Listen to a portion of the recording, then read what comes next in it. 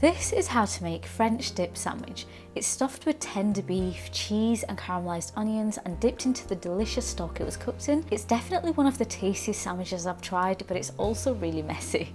Season your beef with dry thyme, garlic powder, paprika, salt and pepper, making sure you rub it in and season all sides. Beef chuck is preferable, or any cut, which is good for slow cooking. Then brown your beef in a hot pan using clarified butter or oil. Make sure you sear all sides. Of course, you're not trying to cook the beef through at this stage. Then throw your beef into a casserole dish, add good quality beef stock, rosemary and thyme, plenty of whole garlic cloves, and no, I promise it's not too much. Then mix onion powder, parsley, celery salt and white pepper and add this to your beef along with a dash of Worcestershire sauce. Let your beef roast low and slow at 150 degrees Celsius in the oven until tender. You should be able to slide a fork into that beef easy peasy. Let the beef rest for at least 30 minutes before removing from the stock and pulling the meat. You can add it back to your stock to keep it warm and prevent it drying out.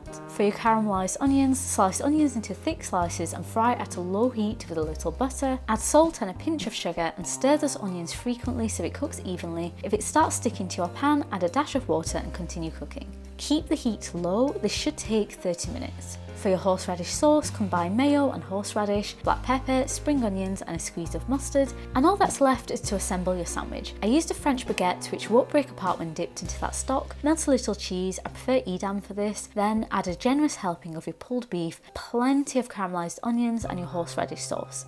For the dipping sauce, just strain a little of the stock which your beef cooked in, making sure it's still piping hot, and that's all there is to it. It's a simple but really tasty recipe and works just as well when cooking in the slow cooker. If you enjoyed the recipe, please like, subscribe, click that notification bell, and thanks for watching.